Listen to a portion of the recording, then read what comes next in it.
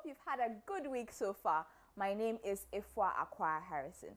Coming up in this edition of News Generation, the reopening of tertiary schools have been delayed to allow them prepare better in case of any Ebola outbreak.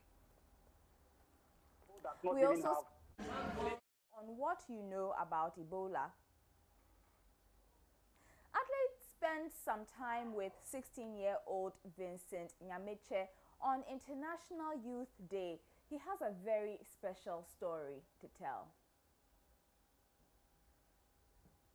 And the local leagues will start soon, but young Ghanaians are they interested in watching? Reporter Felix Akoyam would let us know.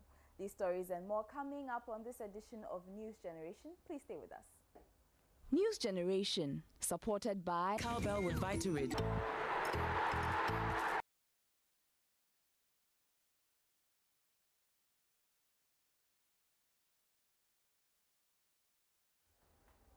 Remember, we're on social media, facebook.com/newsgenerationgh.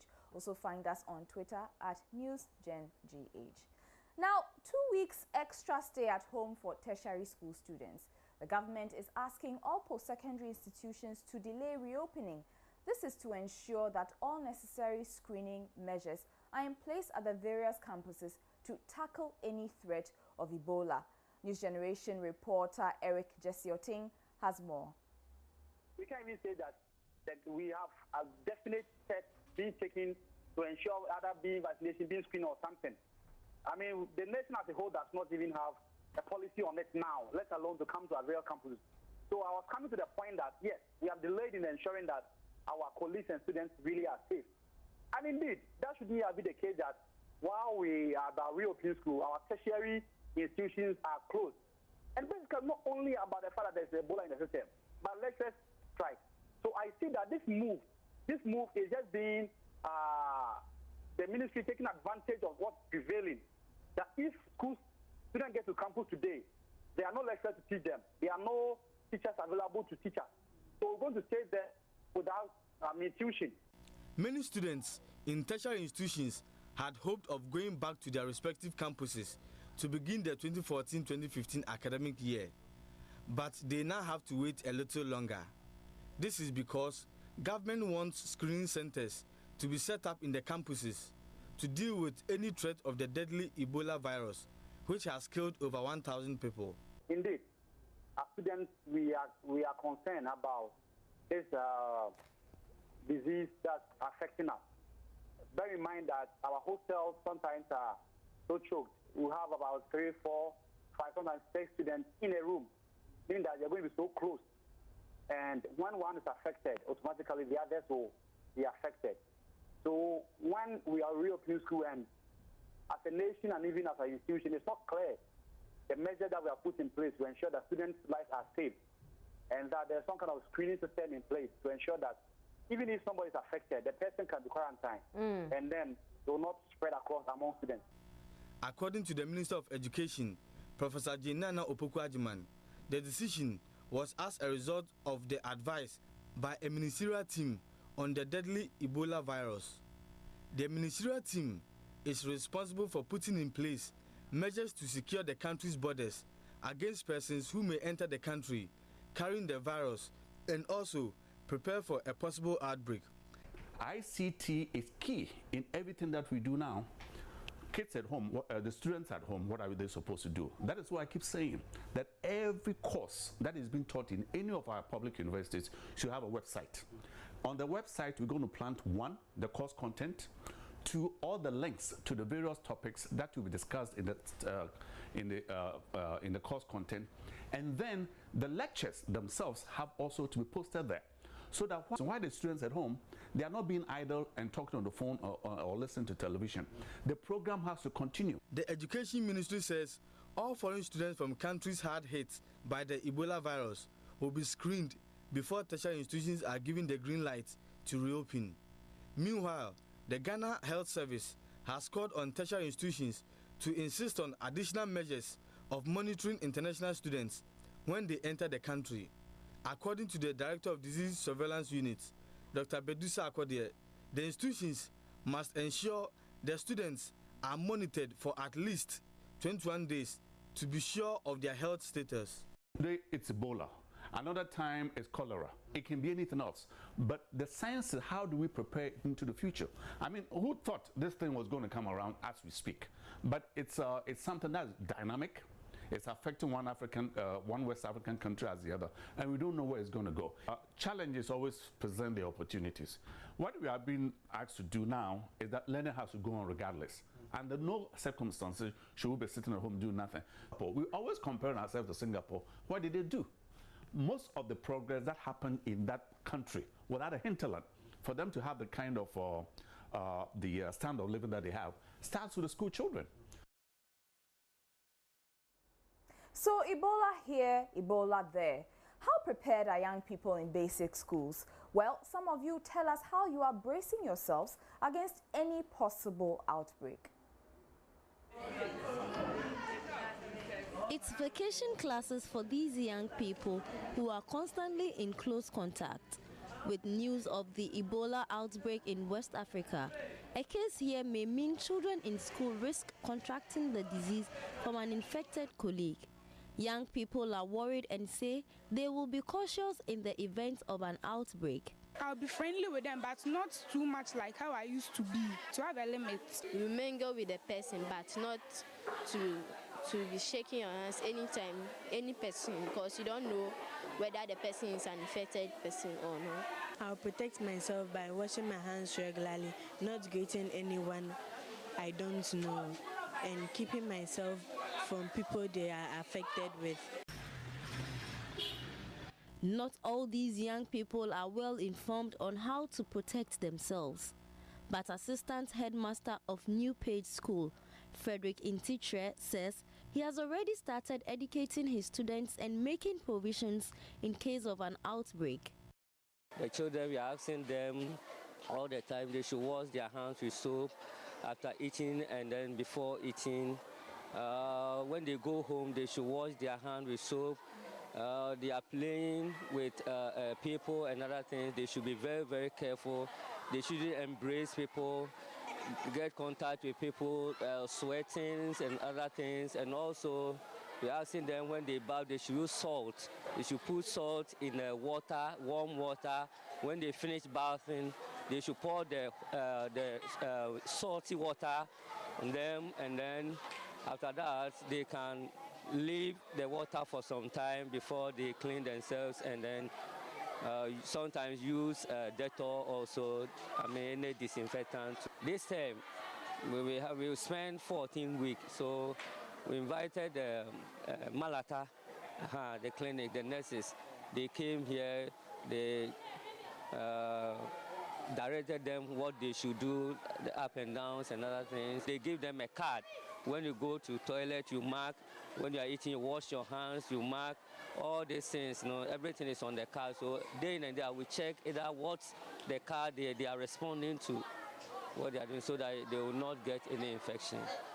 The Ebola disease, which broke out in Guinea in December last year, continues to kill many people in West Africa, with a death toll of over 1,000. Ebola is said to spread through contact with an infected persons, bodily fluids, or eating bush meat. Thankfully, Ghana is Ebola-free for now. Ghanaians may not be safe from a possible outbreak though, since people from Ebola endemic countries continue to enter the country. At least, some of these young people say they are aware of the threat the disease poses. I know it is spread through body contact of an infected person, like the flu, something like a sweat, and it is spread by shaking of hands, like touching of infected people and stuff like that. We're going to reduce the intake of bush meats and buy sanitizers in case we shake an infected person. Through body contact, like you and your friend just went to play, you can, maybe the friend is infected. When you play, the sweat, maybe when the sweat touches you, you can get infected. And also eating with the person, maybe the person is infected, all his hands is like infected with it. So when you eat with him, you can get that deadly disease. So just remember to wash your hands any chance you get. Also, a point of correction, World Health Organization is saying you can only get Ebola with someone who is seriously ill. So it's not like you can be with your friend and you are eating and the person is fine and then you can just get Ebola. So some points of correction right there.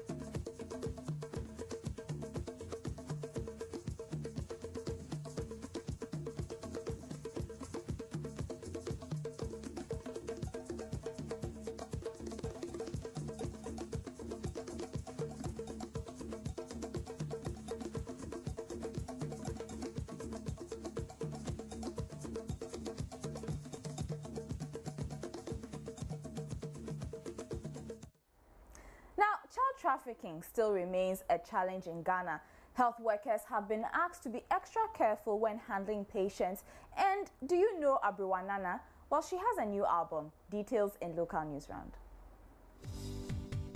The Ghana Police Service has begun a crackdown on child traffickers who send children to the Volta Lake for fishing. Joy News last week broke the story of how thousands of children are enslaved on the Volta Lake in the hazardous trade. Over 30 children suspected to have been trafficked were saved on Sunday morning after a swoop of some buses conveying children to the Brong-Ahafo regional town of Yeji. Health workers are being cautioned to be careful but professional when handling suspected Ebola patients. This is in order to protect themselves from catching the virus. Head of the Disease Surveillance Department of the Ghana Health Service says, as the second line of vulnerability, health professionals should protect themselves before offering care to the public. Dr. Bedu Sarkodie was addressing over 1,000 members of the Society of Private Medical and Dental Practitioners at Koforidua in the Eastern region. After almost a decade of no-show, one of Ghana's foremost female rapper, Abriwanana, is back in the game. The rapper, who is currently working on an album titled Hope, has released 2 new singles, No Money, No Honey and Ajua Ninja. According to her, her new album is meant to encourage everyone, rich or poor. Abriwanana used to be the only female Ghanaian musician into dancehall in 2002. With hit songs such as Odofila, Abriwanana went into hibernation almost as quickly as she shot into the limelight.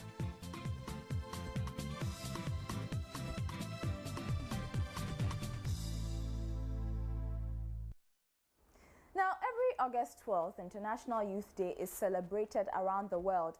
This year's theme was the youth in mental health. It is estimated 20% of youth have mental health issues. Well, Adelaide spent some time with 16-year-old Vincent Nyamete. She tells us who he is and what he does.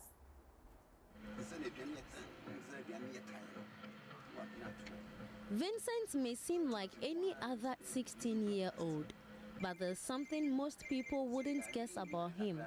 He's mentally challenged. When Vincent was 6 months old, his parents, George and Felicia, realized his behavior wasn't like other children. Whenever they would see Vincent nodding his head, they thought he was happy, but that wasn't the case.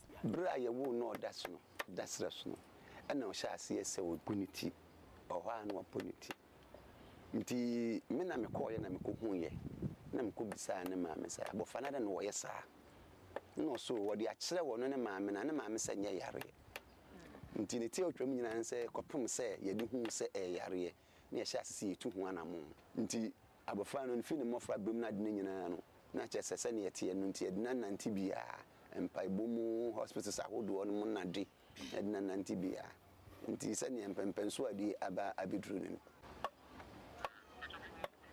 Vincent, like many young boys, liked to play. His parents started seeking for help when things got out of hand.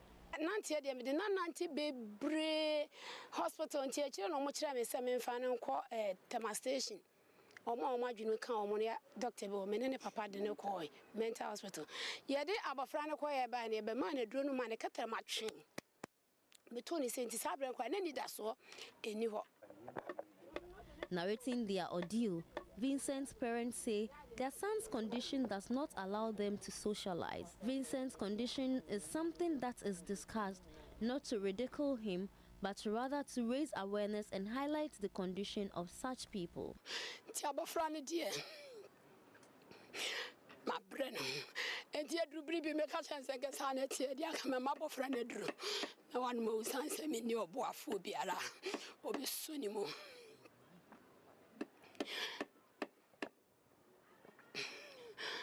And to be someone as a drew baby, that's all boy for ma or semi Jan. Bosumo, ya will me, and that also none of me, Benny, if you do see. Despite his disability, he has some potential. So, as the saying goes, disability is not inability. And as you can see what Nanaya is doing, I think this is his saw, and then this is maybe something he's using to measure the wood. So he loves to play with nails and then woods. So as you can see, playing with nails and woods means he one day might become a carpenter. So if he's given much attention, Nanaya might come out to do something better. Vincent's uniqueness is celebrated and encouraged by his parents. His parents are appealing to individuals and NGOs to come to their aid. They are also calling on the public to stop the discrimination.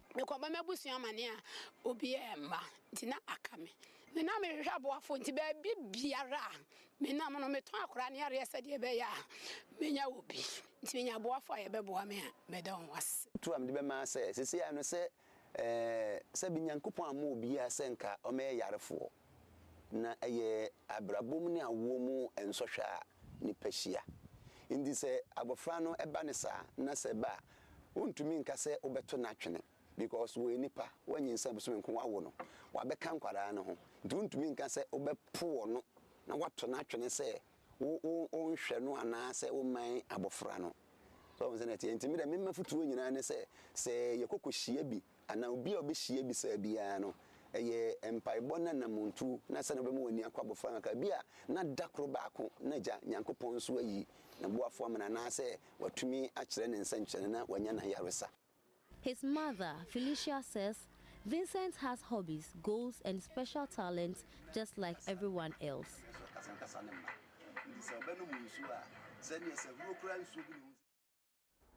Vincent Nyamiche's story, and there are a lot of children out there like him, 20% worldwide.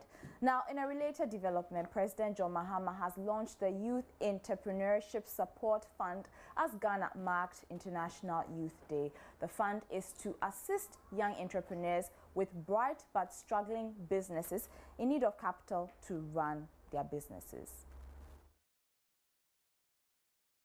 After this.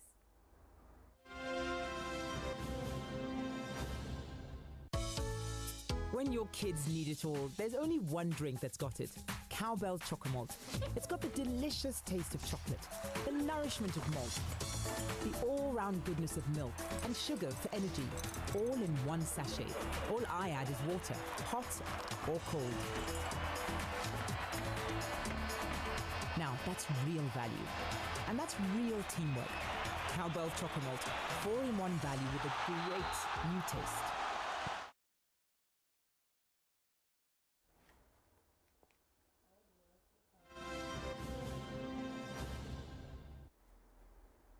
Welcome back. You're still watching News Generation.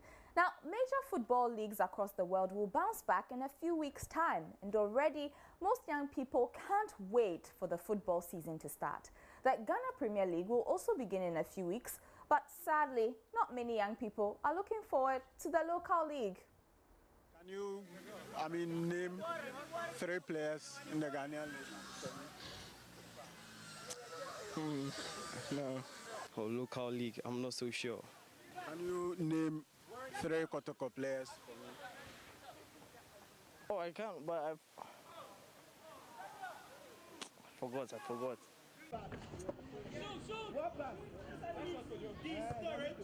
We have no interest in the local league. That's the clear message these youngsters are sending across. Mentioning the name of even one player in Ghana's Premiership has become a headache. They have simply lost appetite for Ghana's Premiership. For them, the Ghanaian Premier League has lost its quality and is not exciting. And Sedibansi for Koroko. Sedibansi goes down.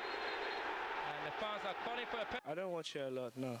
I think it's that the players are not known around the globe as much as other leagues are, such as the Premier League and the La Liga. The quality of the game, I don't like it like how the Barclays Premier League and the English Premier Leagues are. But they have certainly not lost interest in football. Their interest is in the European top flights. Great opportunity this is. Almost a 3-on-2 if he waits. Tankovic, Richardson coming up. Richardson with a big chance! The English Premier League is just a few days away, and most of them can't just wait for the season to start. They look forward to seeing some of their favorite players. The quality of football there is much higher. The players get paid more, and more. You just feel more like you want to watch more. It's mainly about the quality of their soccer, how they play, the gameplay, the tactics in playing that game. That's how I like that. But the English Premier League, the passes. But in coming to talking about the Spanish Spanish League, it's mainly about the dribbling and scoring. But English League, they work with the passes and stuff. Despite their obsession with foreign leagues, some of these youngsters believe steps can be taken to make the local league more attractive. We should increase the amount of facilities we have. Then we should work on it and make them better. So, for instance, football pitches, we should keep them well, maintain them. I watch it more than watching the others, if they're more big names. If they could change their game and how they do their pitches, if they could work on the pitch, I guess more people would like to watch it. And if more people go to the stadium, I guess more people will be attracted. And broadcasting it outside and everywhere, people will get attracted. They're all committed. How about you? How do you feel about the local league? Let us know on facebook.com/News Generation GH. Now, Brazilians take football very seriously. I'm sure you already knew that. Most of football's greatest heroes are Brazilian. But did you know the passion Brazilians feel for their football can be found in one place? Well, we are in Brazil's most populated city this week for landmark, Sao Paulo, to visit the Museu do Futebol. We are at the Pacaembu Stadium, and this is where the Football Museum can be found. The stadium is 74 years old, but the museum is only 7. It was inaugurated in September 2008, built to tell the story of Brazilian football history. It is located under the bleachers of the stadium. This installation honors the World Cup. We have all the dates that the World Cup was held in the world and the important events of the World Cup. Even how food played a part in the World Cup. Like how coffee and tea were banned from previous games to other World Cup historical timelines. There's also a picture wall of fame of the different kinds of art that football inspired over the past century. Time to go upstairs, and this time Haley leads us on our tour. For those of us English speakers, at least you get some translators to take you through this part. This starts the virtual historical trip through the museum.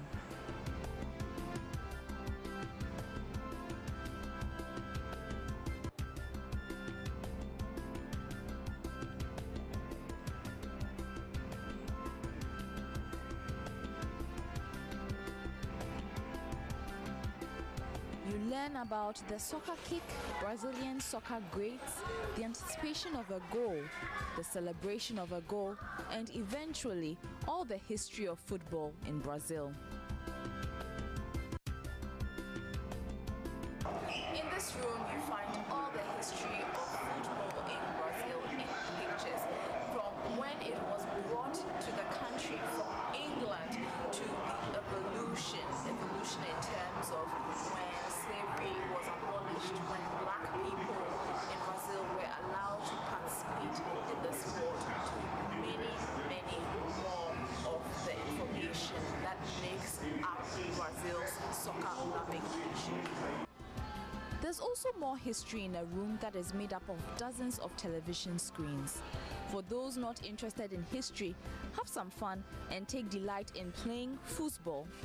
You can also take in the Pacaembu Stadium or visit the library for more research on football.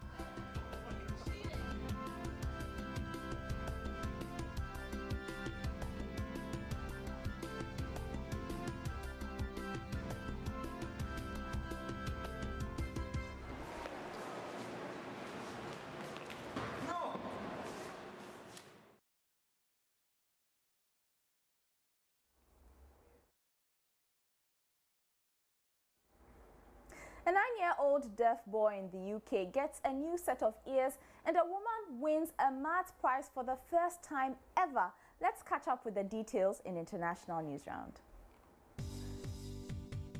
British 9-year-old Kieran Sorkin has been given a new set of ears. He was born deaf with small lobes where his ears should be, a condition known as microtia. About 100 children are born without one or both of their ears every year because of the condition. But now doctors at London's Great Ormond Street Hospital have discovered a new technique to help them. It involves making new ears out of other parts of the body. British planes have started to drop aid to people stranded in the mountains of northern Iraq in the Middle East. It is part of an operation to reach thousands of Yazidi people who are trapped in the mountains and in desperate need of food, water, and shelter. Yazidis belong to an ancient religion. They are hiding because the extremist group Islamic State is trying to take control of parts of Iraq. Islamic State is threatening religious groups who are non-Muslim, including the Yazidis. An Iranian mathematician working in America has become the first woman ever to win a top maths prize, a bit like a Nobel Prize for maths. The Fields Medal is a huge honor and is only awarded once every 4 years.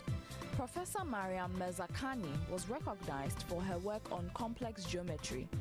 The first woman to win a Nobel Prize in physics was Marie Curie in 1903, over a century ago. She then won another one for chemistry in 1911.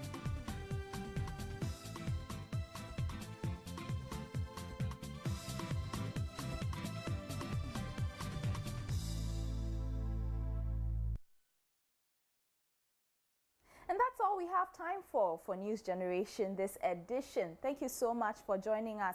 Until next time, have a good day. News Generation, supported by Cowbell with Vitarid.